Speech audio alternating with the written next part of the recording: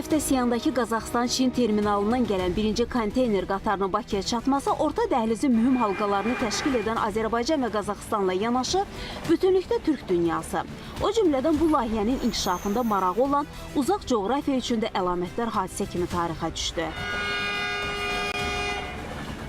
Avropa ilə Asiyanın birləşməsində qısa və rahat marşrut hesab olunan orta dəhliz Çindən başlayaraq Qazaxstandan keçməklə Xəzər dənizi ilə Azərbaycana, buradan isə Gürcüstan və Türkiyə vasitəsilə Avropaya uzanır.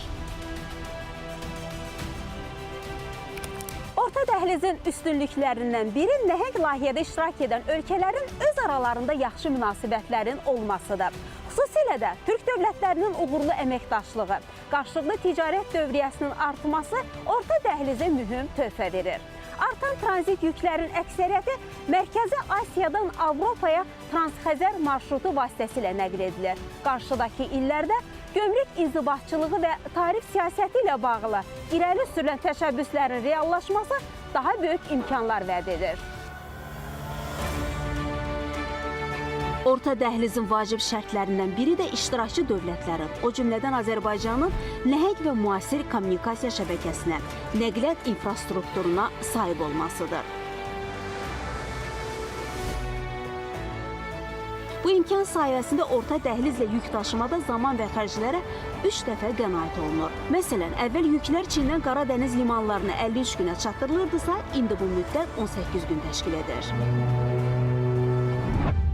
Biz bu günleri görerek o günden bu altyapıyı inşa ettik ve şimdi ta Çin'den Londra'ya kadar kesintisiz orta koridor, yani yüzyıllar boyunca ticaretin güzergahı olmuş İpek yolu, Kral yolu, Baharat yolu, bu yol bugün daha cazip hale geldi. Bundan sonra ticaretin ana güzergahı bu yol olacak. Bu da şunu demektir, Türk devletlerinin üzerinden bütün ticaret yapılacak. Azərbaycan Ələtdə Xəzər sahilində ən böyük dəniz limanını inşa edib. Mərkəzi Asiyadan Xəzər dənizi vasitəsilə gələn yüklər limanda qəbul olunur. Daha sonra orta dəhlizə inteqrasiya olunan marşrutlara yönəldilir.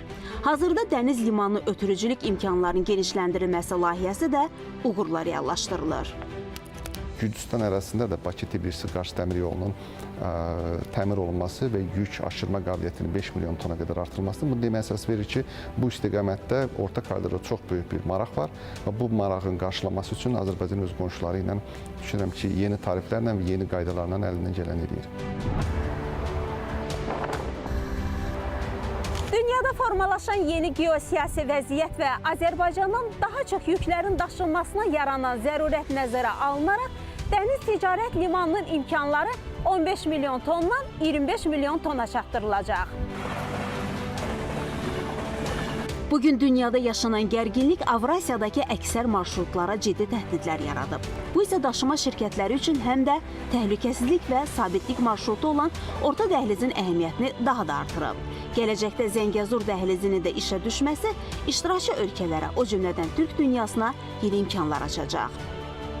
160 milyon nüfusu, 2 trilyon doları bulan GDP'si ve 850 milyar dolar toplam ticareti olan bir muazzam 4 milyon kilometre karelik bir coğrafyadan bahsediyoruz.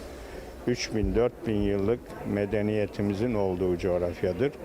Dünyada zenginlik artık batıdan doğuya doğru geliyor.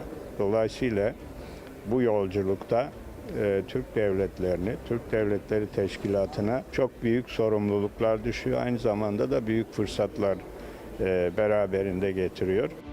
Yeni əməkdaşlıq formatı olan orta dəhliz bölgə üçün həm də tərəqqi və həmrəylik marşrutudur. Südabə Cahangirli, Zaur Hüseynov, ASTV Xəbər.